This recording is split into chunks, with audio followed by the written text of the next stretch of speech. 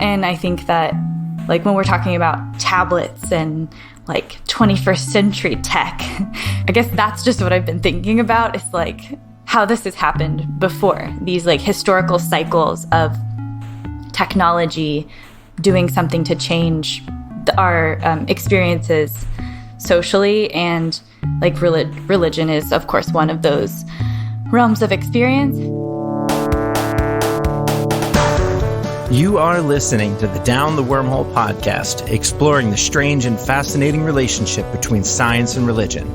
This week, our hosts are Kendra Holtmore, PhD student at Boston University. And my favorite video game is The Legend of Zelda: Breath of the Wild. Ian Benz, Associate Professor of Elementary Science Education at UNC Charlotte. And my favorite video game is Legend of Zelda. Is it Ocarina of Time? If you can't remember the title, then I don't know if it's your favorite. No, I know the title. I can't say the word. I know it's Ocarina because my sister bought an ocarina after that game, and we learned some of the music. I just 3D printed one. And I may or may not have one in this room with me right now, but that's another story. I'm Zach Jackson, UCC pastor in Reading, Pennsylvania, and my all-time favorite video game is still Pokemon Red for the original Game Boy. Rachel Jackson, rabbi at Agudas Israel congregation in Hendersonville, North Carolina, and I'm the odd one out here. I didn't play video games as a kid or adult or mostly now, so the only game that I was ever exposed to that I could even figure out what to do was Tetris. So I don't know if Tetris is considered a video game, but oh my goodness, it is the video game. Pretty cool. Tetris. Up until recently, it was the best-selling game of all time.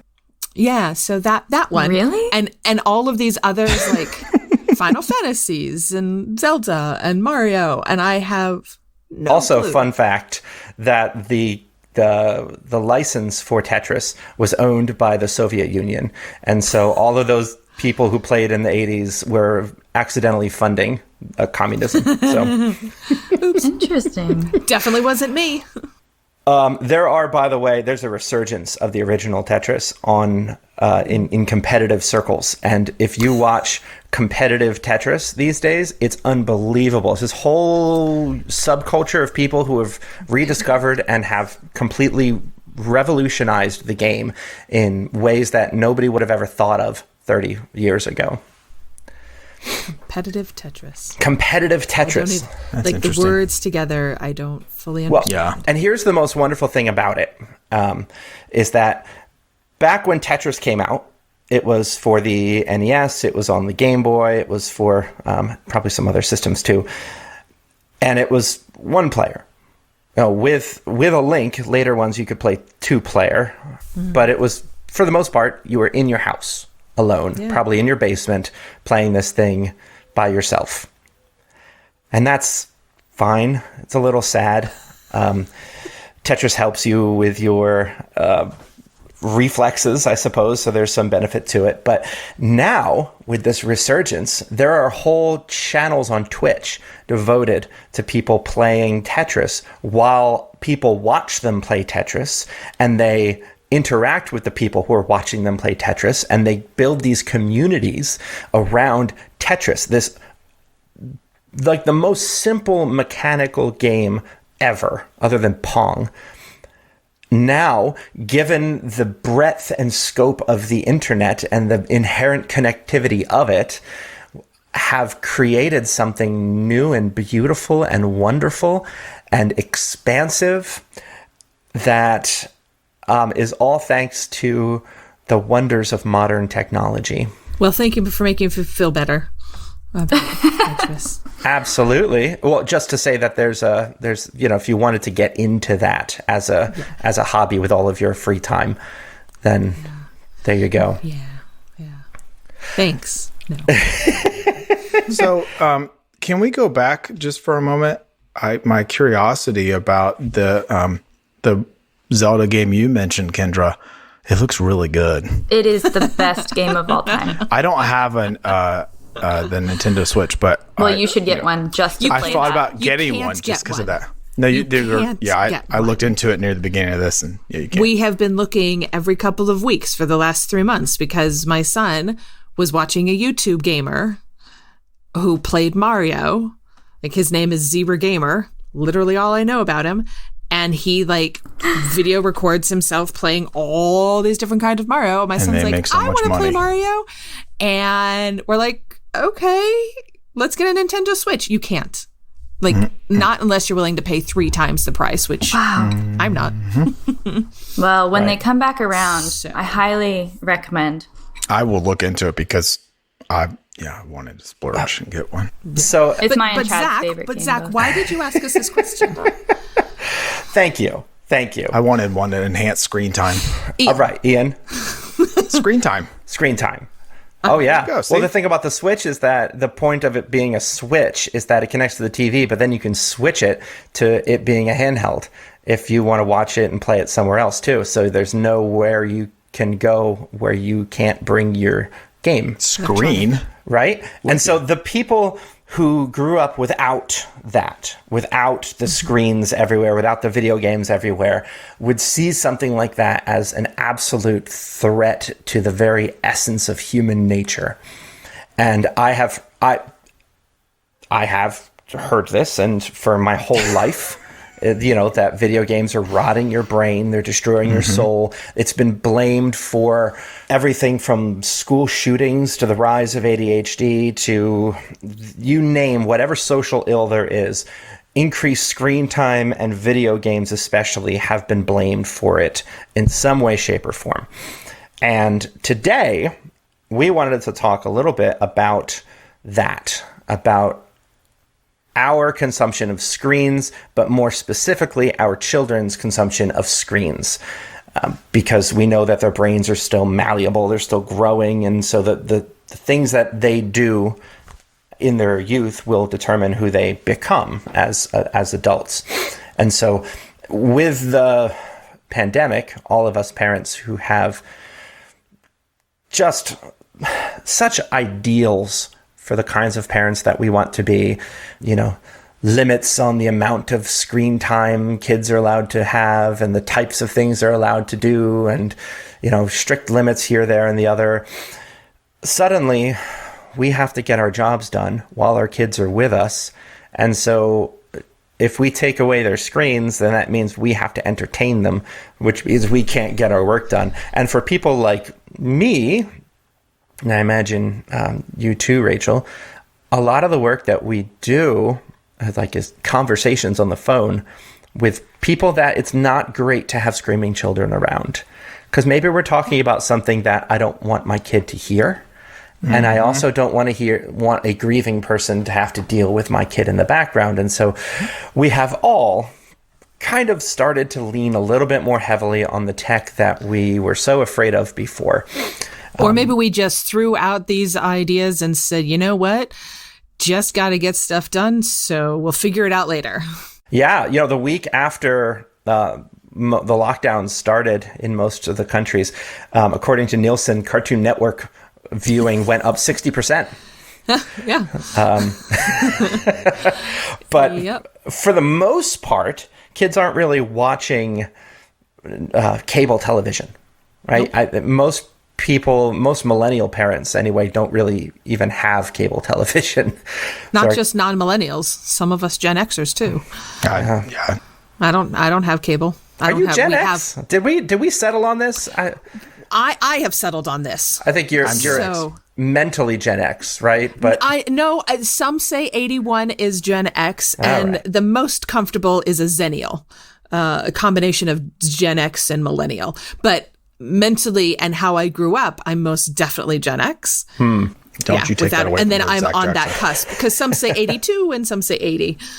And in the end, it's all a social construct that doesn't matter. And right? that doesn't matter. But so yeah, I don't have cable either, but I think that goes to how you grew up, right? I mean, I think that's part of it. It's not just what is happening, but so often parents bring in their own childhood as a mimic that or rebel against that. Exactly. There's very little in between. Which was my first question to all of you, which was, what was your relationship to technology growing up? Mm-hmm. So I remember growing up, I think our first video game system was like the Atari. But I do remember getting my first Nintendo and then the Super Nintendo. And I think it was the Zelda game on Super Nintendo where I saw, because at the time, that's all I had. And that's pretty much the main thing out there. They had Sega, but I wasn't in that one. And I remember seeing in like the Nintendo magazine that would come out that I would get, that I saw that it was possible to beat the Zelda game without dying. And that if you did, that your name would show a little 0 next to it, showing that you beat it without dying. And I remember seeing that thinking, oh, that's so cool. And did it. But spent hours, because it was in my bedroom, stayed up almost all night doing this. I must have been like 10 or 11 and almost died at one point that I had like never died. But it was such a great experience. So I loved doing that stuff. I mean, I still went outside a lot and everything. And I had a few, I did have the Game Boy, but I didn't really have a lot of other stuff other than that. Well, I'll give almost the opposite of that. We got our first VCR when I was 10 and had rabbit ears to get network stations prior to that. And we had an hour of TV a week. My sister and I a week that we could choose to watch. And there was one TV in the house that was in the living room, and that was it. Did you sit down with a TV guide every week and circle where your hour was going to be, or? No, I was pretty consistent. So I've shared my nerddom before, and I've been true to myself my entire life. So in my general memory, 8, 9, 10, that age, right? That's where my memories are really forming. I would watch Jeopardy. That was the show that I would choose. I get 2 episodes of Jeopardy. And You're a wonderful. a gaming system was not a thing. It just wasn't even a thing. And I'll share a real quick story. So there were some times when my parents would not be in the house. My sister and I, we lived in the middle of nowhere, literally the boonies of Colorado. And sometimes my parents would be gone for a few hours. This is when my sister and I were like 10, 11 years old. So it was fine for us to be at home for a few hours by ourselves. And we had one of those like big console TVs. Like it sat on the floor and it was giant. And for all of you that have flat screens and whatever, that was not us. And so my sister and I were like, they're gone. Let's watch TV. Like that was our rebellion, is that we would watch TV on a Saturday morning. And so we did. And they're like, oh, we hear Mom. She's coming up the driveway, because we had a 1/4-mile long driveway that was rock based. So you would know when someone was coming up the driveway. And so we hear the rocks like underneath the car. And we're like, quick, turn it off and go get a book or something. Right. And so we did that. And we're like, we're not doing anything. And Mom's like, mm-hmm. And she goes and she feels the back of the TV and it's like burning hot. She's like, you guys have been watching TV for a long time. Because of the tubes. Because of the tubes. That's Oh, right. man. Kids these days will never know the joy of turning on a TV and letting it warm up. That's right. Or then feeling the static on the front. Yes. So that was... Look at me, that kids was, these days. Do you remember that, Kendra? I'm 34. I mean, maybe I could make up static? some memories. I feel like that's vaguely familiar. One of the first TVs that my family had, but not really. Yeah. So when I say I had no exposure to this, I kind of mean I had no exposure. Cool. So, yeah.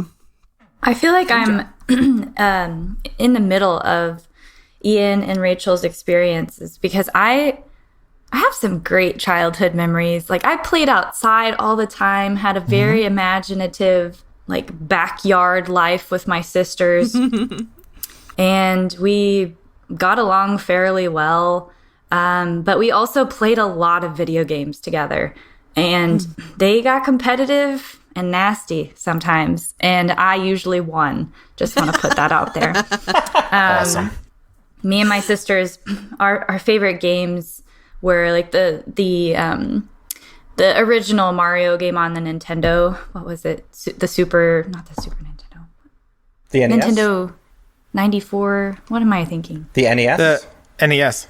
Nintendo Entertainment System. But what was the game? The Mario game. Super Mario? Super Mario. I don't know. The one-player game of Mario. Yeah. That, and we played a lot of Super Smash Brothers. Played some Pokemon. Played Zelda. Mario Kart. Mario Party. I was in love with Luigi for a short stint of my childhood. Was it the mustache in the green? You know, I don't really Tall, know gangly. what it was. I just, for whatever reason, found him more attractive than Mario, but it's something intangible that I'm not sure why that happened. But yeah, I loved it. And, you know, it did get really competitive to the point where my youngest sister, before she was old enough to, like, be fun to play with, me and my other sister would take an old Atari controller and set the end of the cord underneath the Nintendo 64 to pretend like it was plugged in. And then we would give her the Atari controller so that she could play with us. And then she would be like, you guys, my character is not doing what I'm trying to make it do. And me and Kelsey would just go, you have to push the button harder. Obviously, that's the only thing that's wrong. And I Kimberly still would do go, this with my children. Okay. And then she would be happy for the rest of the 2 hours. You guys are so mean. When she found out Yeah, it's later in hilarious. life, she was very upset, but she got over it. I'm sure she was. She was having fun. Whatever. That's right. I'm with you.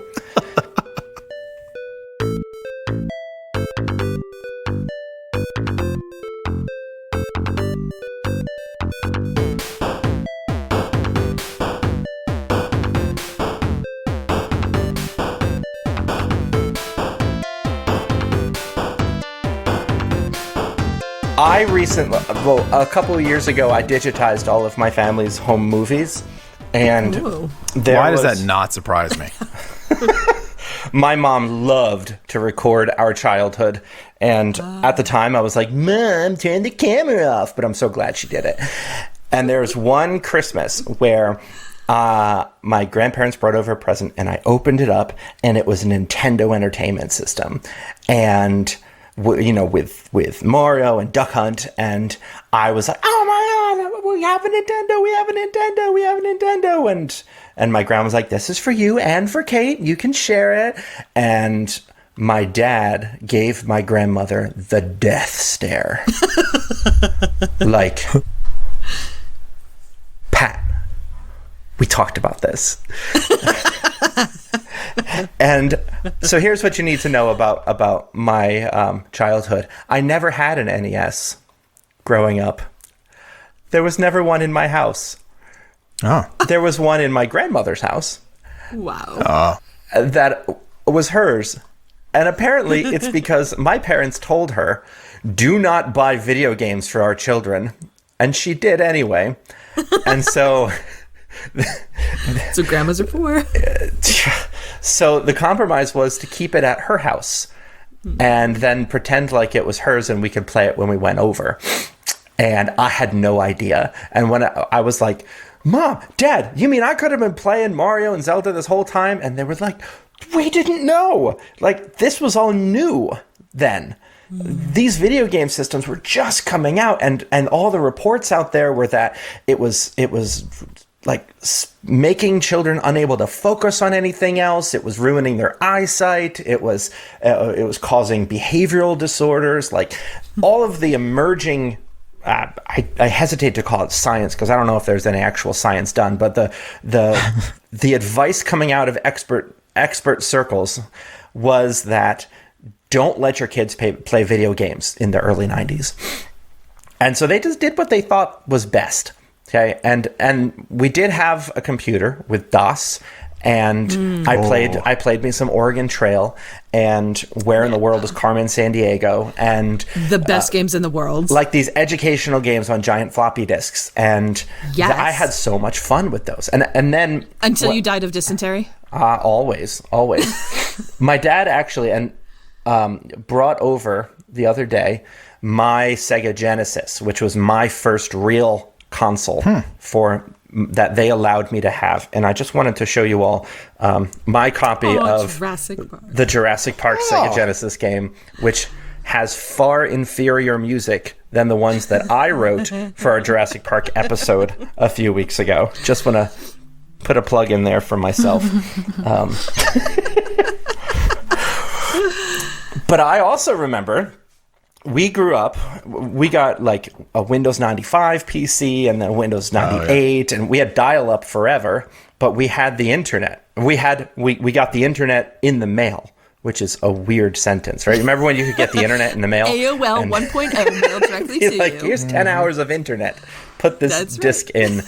But Just for those of you, sorry, Zach, to interrupt. Awful. Yeah. Since this is audio only, right? So there's a few years difference between some of us, and Kendra's just like shaking her head, like, what worlds and planet are you people from? Yeah, So I just like want to acknowledge that. my world better. Yeah, I think we're only 5 years Give me apart from each other, instant Kendra. access now. But I grew up with exactly. like in kind of this bridge world where I was outside and doing all that stuff too, and was trying to figure out how to use technology and not always doing a great job. And in those kind of Wild West early days of technology and internet, when we weren't really sure how to do both, there wasn't a whole lot of integration with the real world, right? Like your screens, your computer, all of that was very stationary. And so it was meant to be an escape from the real world. You went somewhere and you did the thing in that room, in that place, wherever that computer was, wherever that game console was. You went to that place and isolated yourself and did the thing. And so, yeah, that did not help in a lot of ways. My relationship to technology was in many ways an escape as growing up, and not necessarily something that helped to make my real world life any better. That's probably not entirely fair, but that's how it feels now anyway.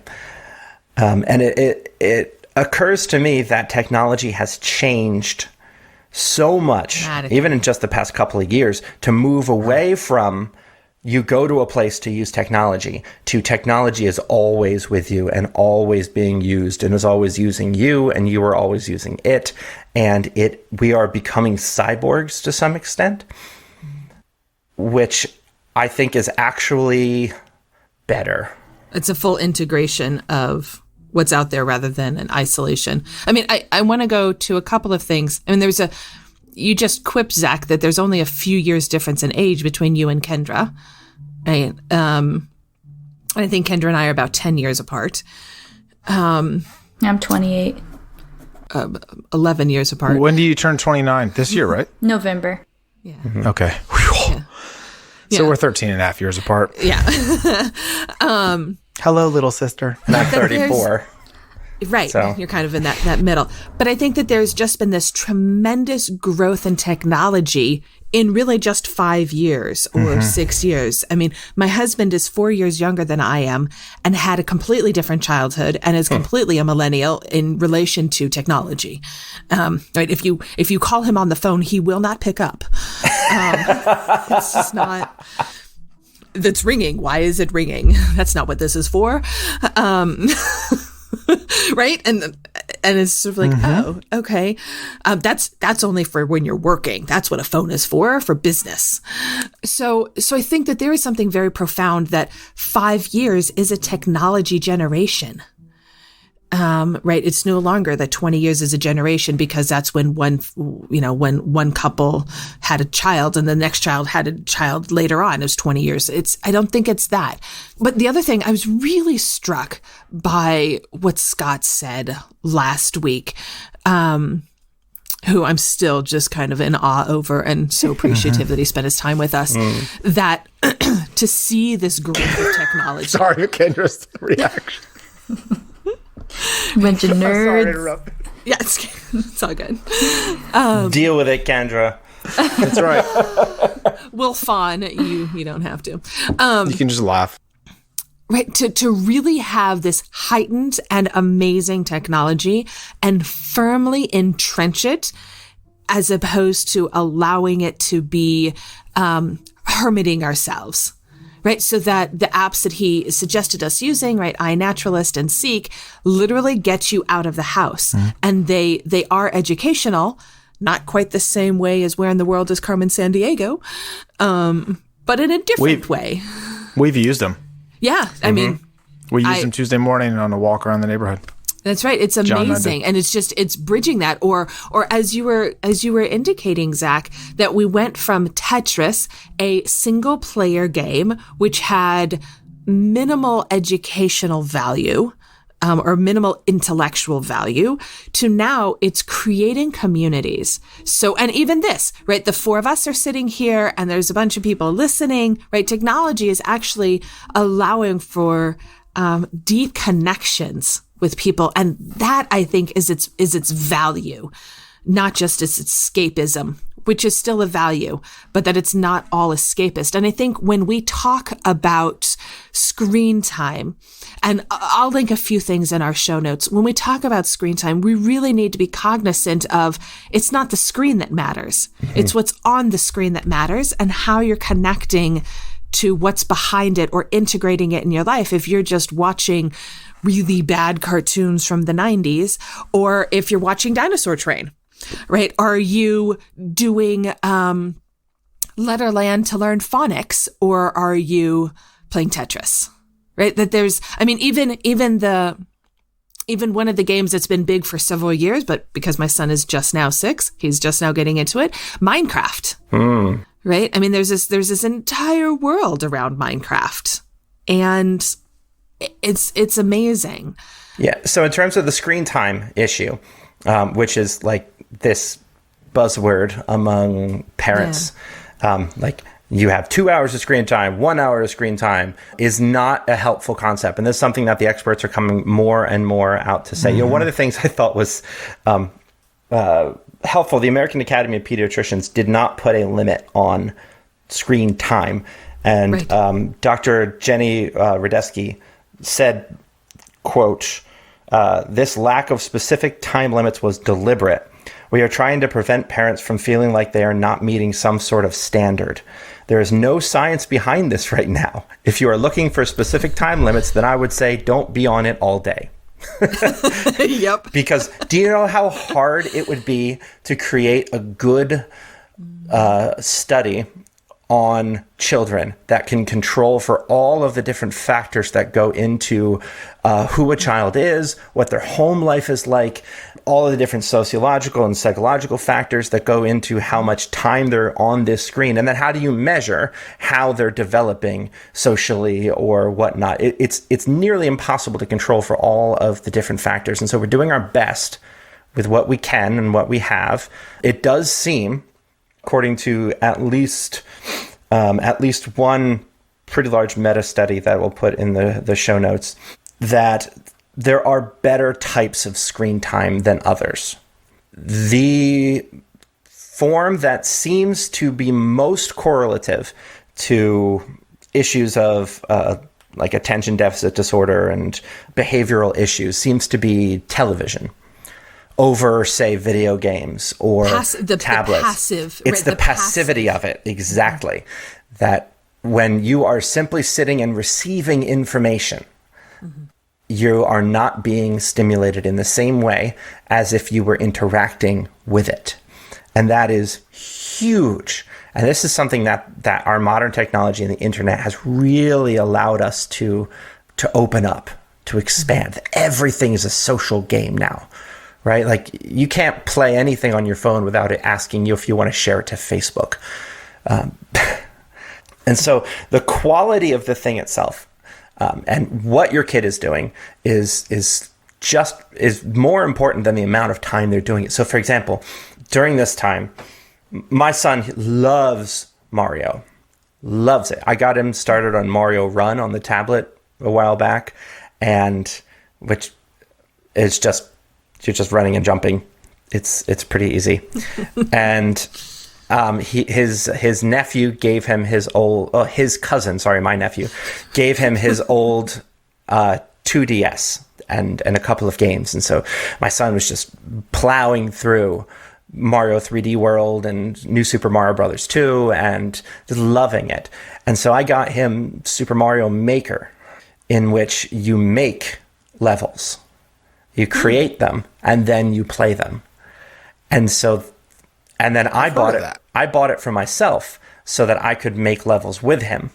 And on both of our DSs, we can make levels for each other, and I can help him with his levels, and he can suggest things for my levels, and we can experiment and learn and create things together that are challenges for the other person. And so we are stimulating creativity and teamwork and stick-to-itiveness. I can't tell you how many times he's been like, I can't beat Bowser.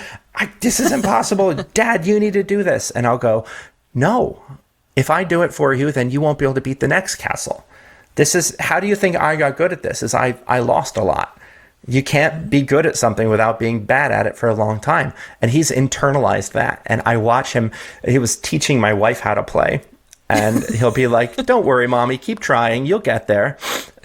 And then at one point with my mother, he was like, maybe this game is too hard for you, Grandma. Let's try another one. No, that so sounds like conversations in my house. Right? I'm the grandma. In that case. But I've found that the quality of the thing itself, something that stimulates creativity and problem solving, big open world games. This is what I always love about Legend of Zelda games, is it's all about these little puzzles you have to solve, are so much better for the development of an imaginative human being than others that are, like Candy Crush style. Yes.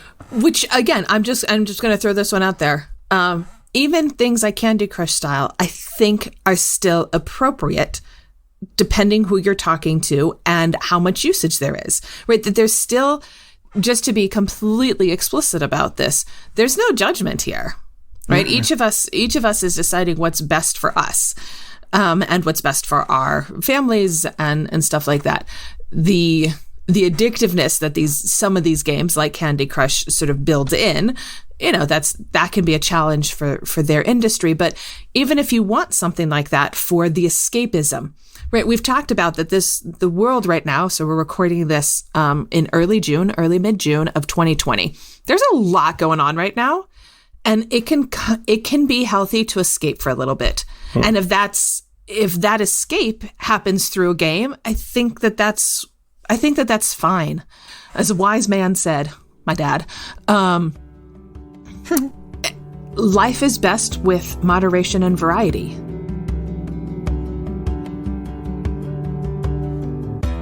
Hi, this is Rabbi Jeff Middleman, founding director of Sinai and Synapses. Down the Wormhole came out of our Interfaith Fellowship, but Sinai and Synapses also has projects directed towards Judaism and science. We have an open application for our project Scientists in Synagogues, which would give your community $3,600 to do work on Judaism and science. The deadline is July 23rd, and you can see it at sinaiandsynapses.org. Thanks very much. I'll say this again, that the closest that we have ever and probably will ever get to world peace was that first summer that Pokemon Go came out. I was waiting for Pokemon Go to come up. Because it was the perfect integration of a digital game and real world integration, where you had to get out and go places and congregate together and meet new people. And you saw a person on your phone and you were like, hey man, what are you doing? And then there were times I'd be just walking through the park and someone would be like, Dragonite down there. And I'd be like, thanks, man. And I don't know this person. I've never met him before in my life. And here we are collaborating on this imaginary monster collecting game. And even now, the veneer is kind of washed off in this area at least, and people aren't playing as much. But there's a really thriving, wonderful Discord channel that I'm a part of for players nearby, and I'm talking with those people all the time. And someone would be like, I need help with this raid over here. And I'll be like, well, I've got a minute. I can run over there and help you out. And I'm meeting people and I'm getting to know them. And my church is both a gym and a Pokestop. And so like my name on Pokemon Go is Rev Zach Jack. And so the people in the area know that I'm the pastor of this church. And like, before the pandemic, you know, if there was a raid at my church and you needed to come in and use the bathroom or get a drink of water or come in the air conditioning, like, yeah, I got you. I'll hook you up. And so I've met so many people in this area and I know them now, like as friends, because we've connected through this game, which, you know, most people would say is just a frivolous waste of time and that, you know, I should be a grown up and not running around collecting invisible monsters. But it's facilitating real world connection and exploration of places I've never been to before. I always get tired, you know, when people make the comment about, why are you doing that? You should be a grown up. You know, why are you doing these childish things? You should be a grown up. And there are times I'm just like, isn't that part of maybe the problem? Is that grown-ups are encouraged not to play anymore? To always be serious and never play? C.S. Lewis said that the most childish thing that you can do is pretend that you're not a child. Yeah. Right? Every child, it acts like they're a grown-up. And like, I'm not a kid. I'm a big kid. Right? They don't want to be a kid. And so it's like the most grown-up thing you can do is to acknowledge that you're still a child. But can we go back to Pokemon Go? Because Please. Kendra, you play that a lot too, right? Oh, yeah. I love it. Yeah, so I've never played it. What are your thoughts on Pokemon Go? Like, what has it done for you? I mean, honestly, I don't really like to play video games to connect with the world. I know that's kind of what this conversation has been about, and maybe that just makes me more of an angry hermit. You and I. Right. Like, yeah, I share gifts with Zach on Pokemon Go, but I don't really like to talk to strangers. Like, I liked my video game experiences to be just me on my couch with my husband, and we like compete against each other or with friends. So I don't know. It's like I love that part of my life. But I guess what I've been thinking about is like the religious connection to the technology, just because I think that's what the direction of this conversation is like slowly maybe inching towards. And I've been thinking about the way that, and I guess this doesn't just apply to like kids or adults, but in general, how like when the Reformation happened, part of what made that possible was the invention of the printing press.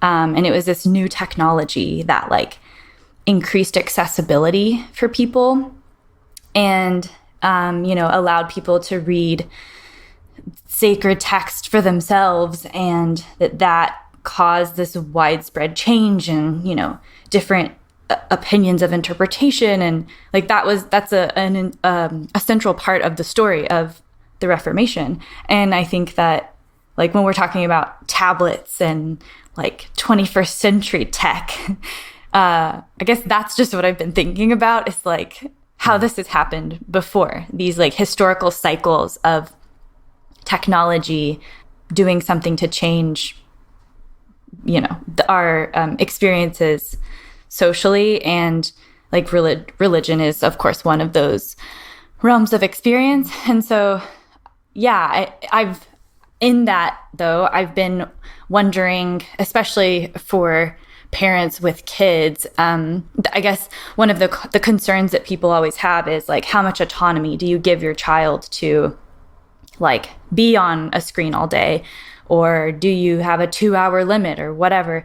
And there's something about like how much autonomy should a child have to make those decisions for themselves. And I think that part of the risk of the like 21st century technology, where the internet is at your fingertips and you can look up anything, learn about anything, that's a lot of control and autonomy that is, on the one hand, really good because it opens up the world, but also how do you teach not just children, but adults to responsibly navigate the overload of information that we're intaking, because that affects our political opinions and our religious opinions, and that, like, politics and religion being something that's really central and weighty in the way that we interact with the world, that it seems very risky to just leave that to the whims of the internet to decide for each of us. So I guess that's what I've been thinking about.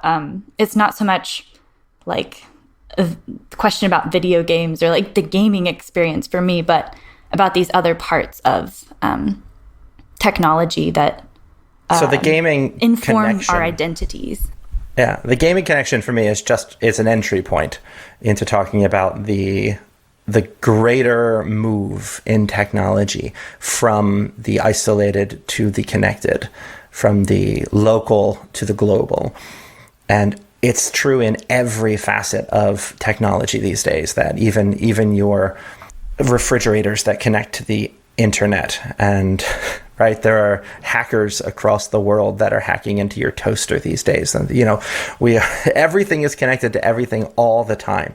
And the result we're starting to see is what's emerging out of Gen Z, which I think we're finding a generation that is far more tolerant, far more accepting of other beliefs, of other people who don't look and sound like them, who come from cultures that are far different, because it's not so weird anymore. When I grew up, like we had the internet when I was an older child and teenager, but communicating across the world was never a part of my experience. Now it's like, you can't escape this. We are a much smaller world, and kids are growing up with that and with access to all the information about everything all the time, and they're demanding things like justice and equality and tolerance. And Gen Z is like, they are a generation of activists out there calling out previous generations who don't see that, because they grew up, the older generations grew up in their town, their smaller villages. And this younger generation doesn't understand what it's like to live in a village when the whole world is a village now. And I can only imagine what Generation Alpha is going to be like, which is, I guess, what we're calling the next one, because we ran out of letters. We started at X. We should not have started at X. We should have started much earlier in the alphabet, but here we are.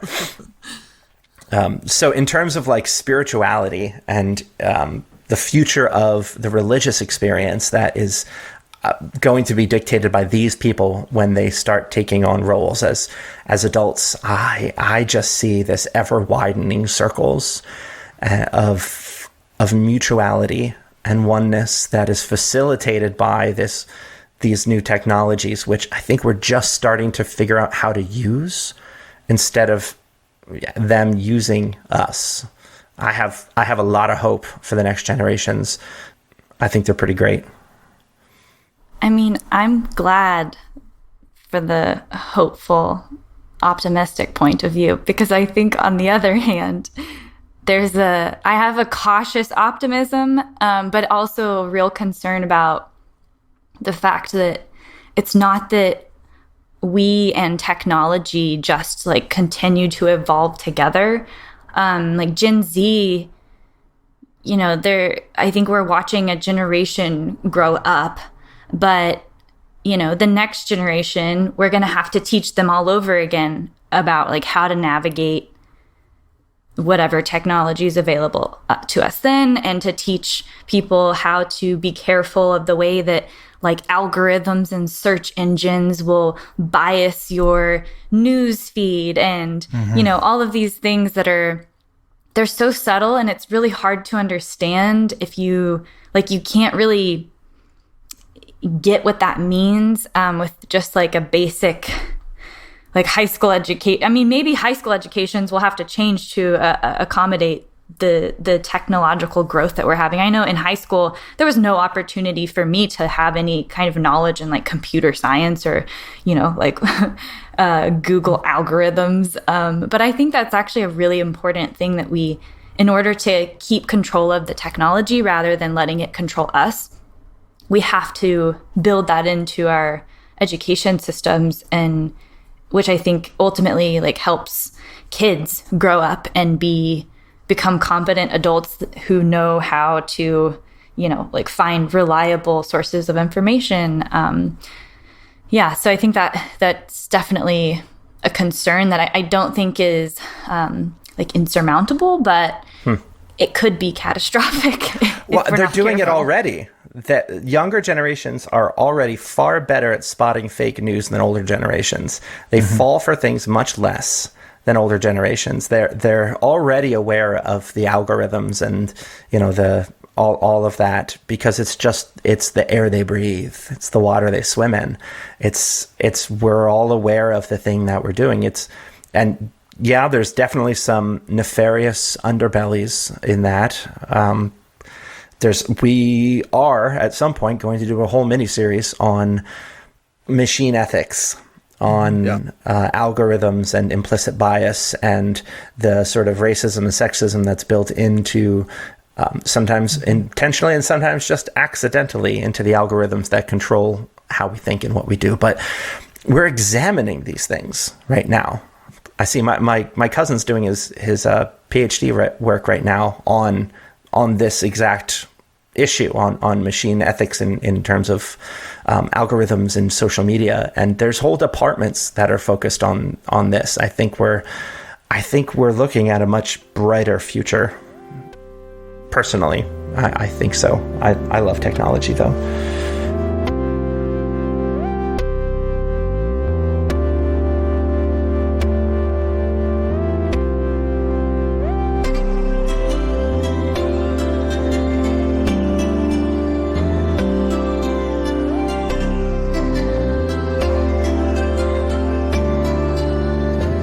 And I would say back to what you said, Kendra, about education, that it would need to start even earlier than high school.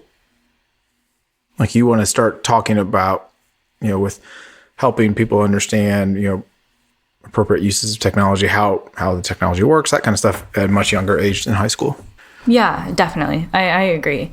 And I also think that like Gen Z looks different to us than maybe other generations because of the technology that exists. But I also think that like I was having a conversation yesterday about like environmental ethics in one of our, which we were all there together in our Sinai and Synapses alumni meeting. And we were talking about machine learning, and this one fellow who is not in our cohort was talking about how like right now we pay attention to activists who like have the microphone and the cameras on them. Like we know like Greta Thunberg, is that how you say her last name? Yeah. I always read it, but I don't really say it out loud ever. Reddit never said it. Like we pay attention to the Greta Thunbergs of the world, but like there have been kids who have been speaking out on these same issues. They just have less access to technology. And so it seems like this is a new thing where the youth are like standing up for what they believe in, but this has always happened. It's just not always been visible to us. When people live in areas of the world where they can't like be in front of cameras all the time, or if people just don't pay attention to those young activists because of their like socioeconomic background and other like demographic factors. And so I think that's also just important to realize like the cycle of human life and how so much of it like does repeat and is very similar, even though the circumstances of our technology makes it appear to be unique in some way. Yeah. I wanted to go back to, or look at this idea of how much of these algorithms are shaping ourselves versus our communities shaping us. And I think that's where we need to put our energy in terms of making this a symbiotic relationship. So it's that you have still the connection. So from a religious community standpoint, so many of us now are meeting virtually. And so what does that look like? As we've certainly talked about in terms of translation and transliteration of rituals, but also in this way, right? How, in terms of, well, is it just screen time to watch services together? Right. And for the youth, right, who might get a whole pew and run around to get all the smiles or the scowls, depending on the worship center itself. And it's so much harder for them to engage in this particular format. But the need to still have that community, the need to still have that larger space of connectivity, I think is really important to weed through and to help filter out the algorithm that we might be seeing. So I think to me, it requires a blend, and it's that blend that gives me the optimism. I have very little optimism in AI itself. It is fascinating and terrifying. Yeah, it's mostly because to me it all comes down to the user, right? The person who programmed it, which is one of the things that we'll talk about, right? It's the person that programmed it, so they have their own issues. We all have our own issues. So, but if we have the people that will guide us, right? That it takes a village to raise a child. Well, we need to know what our actual village is. So Zach, you were saying, the world is a village at this point.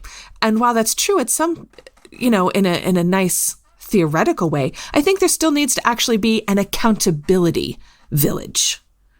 So we might be more global in so many ways because of these technologies, but we also need to be recognizing that there needs to be an accountable place for each of us. And I don't just mean children. I mean for all of us to do. And that can be part of this screen time concept, is who's creating the accountability for children and for us. Yep. Yeah. Can I wanted to, and I know we're nearing the end of our time, before we end, I wanted to give a couple of suggestions, some practical apps or things that people can use, that you can use your phone to actually enhance your experience with the natural world. And maybe, especially if you have kids, to help your children to enhance their experience as well of the great outdoors. The first one is Amazon is just chock full of USB microscopes under $30. And they're obviously not like lab quality microscopes, but just the other day, I found a dead crane fly in my house. And instead of being like, ew, yucky, a fly, I plugged in this microscope into my phone and got to show my boys the compound eye of a crane fly and how cool that is. And the wings are just gorgeous and intricate. And you would never know that just seeing it buzz around your ceiling. But just how beautiful things can be close up. And then we looked at like his hair and his skin, and we looked at his teeth. And this is my son, not the crane fly. They don't have teeth. Yeah. Okay. Thank you for making that addition. I wanted to get it because I wanted to look for tardigrade, but I don't think that it's powerful enough to find those. We have a lot of like ponds out here, and I thought I might be able to find some fun stuff. But it was cheap, and it was easy, and it was wonderful.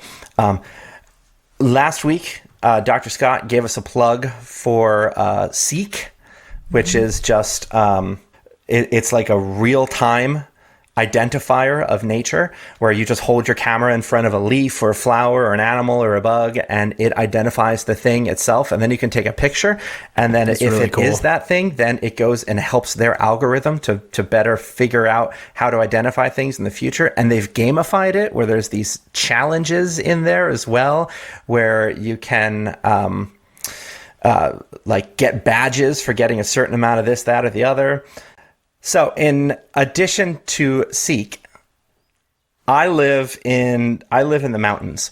And so there's a lot of hills and mountains around me, and I don't know what they're called. And there's an app called Peak Finder that uses your location and your camera to create this kind of augmented reality where you can move your camera around, and on the screen, it will give like the outline of the peaks and the valleys around of the mountains and the hills that are near you, and give you their name and their elevation. And so if you're ever wondering like, really cool. what is around you and how, and then you can then put that together. What is this? This is called Peak Finder. Oh. And I use this in conjunction with some hiking apps as well, and to find new places to go and to be able to identify like, oh, that's Monocacy Hill over there. Okay. And in conjunction with that, I use this app called Rocked, ROCKD. Rocked. It combines geological survey maps with this social experience where I can open it up right now and it will tell me what I'm standing on geologically right now, what the different layers are, where they're from, like what age range and all that. And so I can then see so cool. that, like for example, I could take out Peak Finder and I could see like that's Monocacy Hill over there. But then I can pull out Rocked and I can see that, oh, that is in itself like a little pocket of igneous rock around this pool of sedimentary. So like I know that Monocacy Hill is a volcano. How cool is that? Which then led me to learn more about this whole Rift Valley and why there's no fossils in this area, and then to discover these little pockets where there's fossiliferous sedimentary rocks from the Jurassic, and I'm going to find a dinosaur in my area. I know I will. There was a housing development about 15 years ago, and while they were digging up, somebody found a skull. And so I know that there are little pockets that were preserved from the Jurassic. And there's one place I have found on the map that is both that layer and also in public land. And so I've been kind of searching as best I can. But I use this anytime I go travel, especially if I'm traveling far away or if I'm looking for fossils, which I'm often doing when I have free time. I love looking for fossils. This is how I have found a lot of it. And people can then upload pictures of things that they found in the places they've found them. And so people who are also fossil hunters or rock hounds are able to share with each other as well. And I love being able to plan my hikes based on what kind of rocks I'm going to find. And then finally, my favorite nighttime app is Star Chart Infinite, which uses the accelerometer and the GPS on your phone to be able to look up at a star map that is moving. And so you can identify what that bright light is, where the constellations are, where the International Space Station is, where there might be interesting things to look at. And then so sometimes when it's nighttime and I'm outside and I'll just pull it out and I'll be like, oh, hey buddy, do you see that up there? And then we'll pull out the phone and that's Venus. You want to see a picture of Venus? And we'll click on it and then I'll be able to look at pictures from the surface of Venus. Thank you. Was that the Soviets that sent it to Venus? Yeah. Well, we did too. The surface of Venus is hot enough to melt lead, so it didn't last very long. Yeah. I think it was like less than Everything an hour. was destroyed. I think it was less than an hour for ours. Yeah. Two quick notes on that. All the apps that Zach is talking about, I will certainly put in our show notes, so that if you're interested, you can download them yourself too. And second, in terms of this star chart, you do have to be in a place where there's not nighttime light pollution to actually see the stars. It only works if there are stars. So we apologize to you listeners who are not in those areas, but this is an opportunity to get out and take a drive to your local deserted area. Yes, your local deserted area. That's a fun way to put it. I got to remember which one I use. So because all these things, because all these things are really great, but we still have to recognize that depending on what environment you're in, you're talking about all these great rock apps. But what if you only live in a concrete jungle? I think that's. But there's rock underneath it. Wouldn't that work? Well, yes, but it's not an X-ray.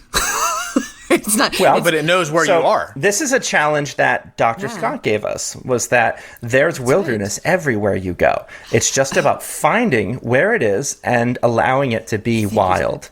So, centipedes are every bit as wild and amazing as white-tailed deer, in the fields. It's just a matter of scale and looking. Because you can find all kinds of things in wonder in whatever, even if you're in a big city and that doesn't seem to have a whole lot of nature or interesting rocks or whatnot, there are. I mean, even if you're in New York City, have you ever been to Central Park and seen the geology of Central Park is just fascinating. The sorts of stones that are up there. The ground beneath you tells the history of the world, and I only know these things because I am connected to them. So everywhere I go, it's right at my fingertips to be able to get to know the natural world better and fall more in love with the world around me. And that's because of your curiosity, your wonder, and technology. Yep. Right? It's a combination of the world as is, the person as is, and the technology that exists. And I think that's our goal. Right? So we started this episode talking about, screen time and video games, but it's really I'm going to say it again. I'm still fawning over Dr. Scott. That his view of looking at this world as that we are completely a part of it, not a part from it. And that these are ways that if we really love being on our phones, great. These are ways that we can be on our phones and still be connected to the world in which we inhabit. So thank you, Zach, for sharing some of those. Ian, do you have any apps that you particularly love? Well, so one of the ones that I've used a lot when outside is Sky Guide, and that's the star one. Okay. I really like that a lot. Yeah. There's another one I've used that I have on my iPad, but I don't have in front of me. I have more on the iPad than I do on my phone, so that because a lot of times we'll do it like right outside the house. Right. It depends. Right. Do you have a phone, a tablet, or a computer? Right. All three different sizes, small, medium, and large. Yeah. Depending on what you're doing. But I've always been very impressed with things like Sky Guide and stuff. And, there's a huge push within science education community to use, there's always been a push to use technology in the classroom to help enhance the learning experiences, not to replace them, but to enhance them. And there are a lot of things that technology has allowed us to be able to do in educational settings that we never could have done before, which is really exciting. The thing is that, again, the importance to remember is that it's about enhancing educational experiences, not replacing, right? So I like the fact that, Dr. Scott introduced us those two apps that I will incorporate with my pre-service teachers. I do reach out to a lot of science educators in my community of asking, what are some good apps that people use in their classes and recommend to teachers so that I can incorporate them into mine. So that we can use these very powerful tools that are in front of us to make things better, to help us learn more. So I've always appreciated that about it. Yeah, thank you. And, just any listener out there, let us know on our Facebook page or on our podcast page or however you want to get a hold of us. What apps do you use that enable you to connect to, right? Actually, I'm not going to limit it, right? App that you really love for escapism reasons, an app that you really love for connecting with your friends, an app that you really love for connecting to nature, an app that you totally despise and we should all stay away from, right? Let us build this community in terms of expanding our own and widening our own circle. Yeah, join us on the Down the Wormhole Facebook conversation, Down the Wormhole Conversations Facebook group. That's the wording. Yes, please. And let's share resources together. Let's live into this global community that we're talking about and so excited about. This has been episode 43 of the Down the Wormhole podcast. You can keep this conversation going over at the Down the Wormhole Conversations Facebook group. Make sure you check our show notes for all those links and further readings as well. Also, a big thanks to our supporters on Patreon whose generous donations make this podcast happen. Next week, we are going to be carefully, prayerfully, and humbly starting a mini-series on race and racism, specifically how science and religion have both been used as tools of white supremacy as well as tools of liberation, and how we can be better allies in this fight. There's a thread on our Facebook group already, so if you'd like to share your thoughts and experiences as we move through this, check it out. Thank you for continuing on this journey with us, friends, and for being just the best. Till next week, remember, spread love, not germs.